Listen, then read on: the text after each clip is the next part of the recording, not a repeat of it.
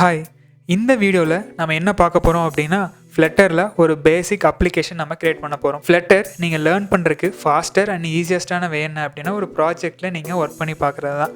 அந்த வகையில் இந்த வீடியோவில் ஒரு சிம்பிள் ஆப், அந்த ஆப்பை நீங்கள் பில்ட் பண்ண போகிறீங்க. இந்த வீடியோவை ஸ்கிப் பண்ணாமல் பாருங்கள்.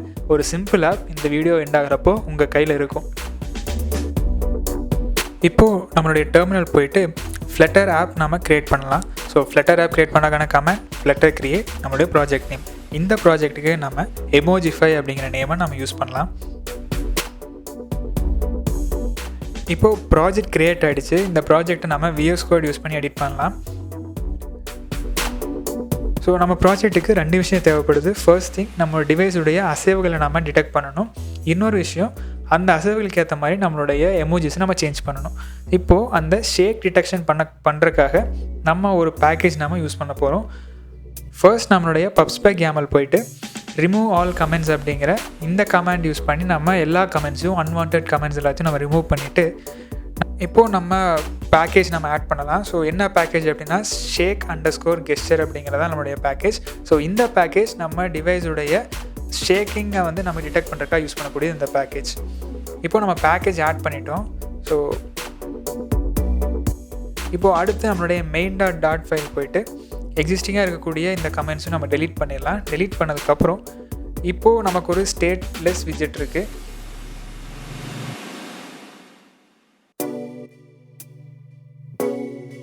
இப்போது பை டிஃபால்ட்டாக இருக்கக்கூடிய இந்த ஹோம் பேஜ் அப்படிங்கிற விஜெட் நம்ம டெலீட் பண்ணிடலாம். டெலீட் பண்ணிவிட்டு நம்மளுடைய ஓன் விஜெட் நம்ம க்ரியேட் பண்ணலாம். ஸோ அதுக்காக நம்ம ஒரு ஸ்டேட்ஃபுல் விஜெட் நம்ம க்ரியேட் பண்ணுறோம். எதுக்காக ஸ்டேட்ஃபுல் அப்படின்னு சொன்னால், இப்போது ஒரு சேஞ்ச்க்கு ஏற்ற மாதிரி நம்மளுடைய யூஐயுடைய ஸ்டேட் நம்ம சேஞ்ச் பண்ணுறோம். அதனால் வந்து நம்ம இங்கே ஸ்டேட்ஃபுல் விஜெட் நம்ம யூஸ் பண்ணுறோம். அந்த விஜெட்க்கு நம்ம ஷேக் எமோஜி பேஜ்னு நம்ம ஆட் பண்ணிவிட்டு அடுத்து நம்மளுடைய ஸ்கேஃபோல்ட் ஆட் பண்ணிக்கலாம்.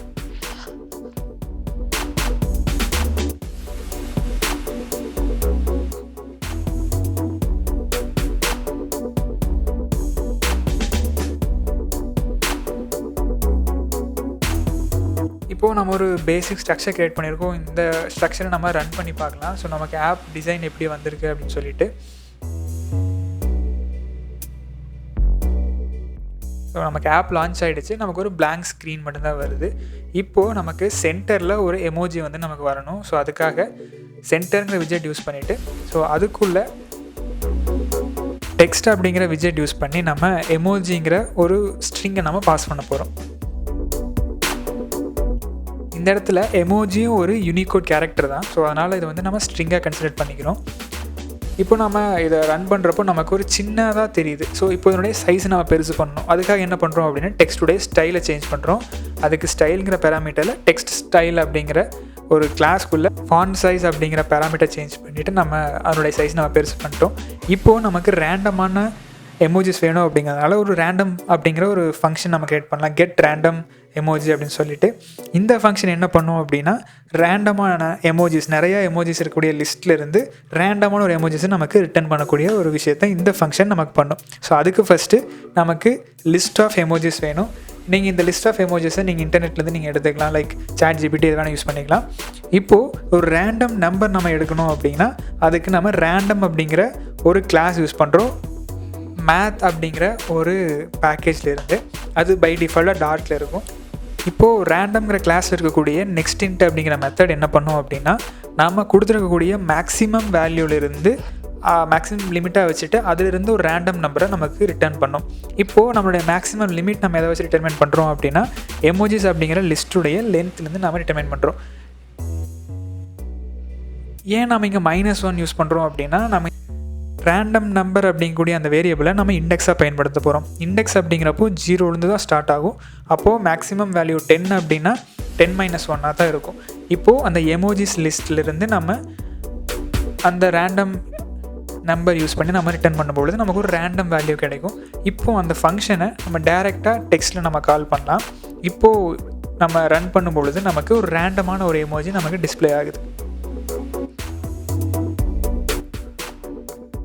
சரி, இப்போது நமக்கு ரேண்டம் எமோஜிக்கான ஒரு ஃபங்க்ஷனாலிட்டி ரெடி ஆகிடுச்சு. இப்போது டிவைஸை நம்ம ஷேக் பண்ணால் அந்த ரேண்டம் ஃபங்க்ஷனாலிட்டி எனக்கு வேணும் அப்படிங்கிறப்போ அதுக்கு என்ன பண்ணலாம், ஃபர்ஸ்ட் நம்ம ஒரு ப்ரைவேட் வேரியபிள் நம்ம க்ரியேட் பண்ணலாம். இந்த ப்ரைவேட் வேரியபிள் எதுக்காக அப்படின்னா, இப்போது நம்ம யூஸ் பண்ணக்கூடிய இந்த ஷேக் கெஸ்டர் அப்படிங்கக்கூடிய விட்ஜெட் நமக்கு ஒரு ஃபங்க்ஷனாக தான் ரிட்டர்ன் பண்ணும். அந்த ஃபங்க்ஷன் அப்டேட் ஆகும் பொழுது நமக்கு இந்த வேல்யூ அப்டேட் ஆகும். So based on this value நம்ம அந்த டெக்ஸ்ட்டை சேஞ்ச் பண்ணுறோம். இப்போது இனிஷியலாக வந்து ரேண்டம் எமோஜிக்கு ஒரு வேல்யூ வேணுங்கிறதுனால நம்ம இனிட் ஸ்டேட்டில் அந்த ஃபங்க்ஷனை நம்ம அசைன் பண்ணுறோம்.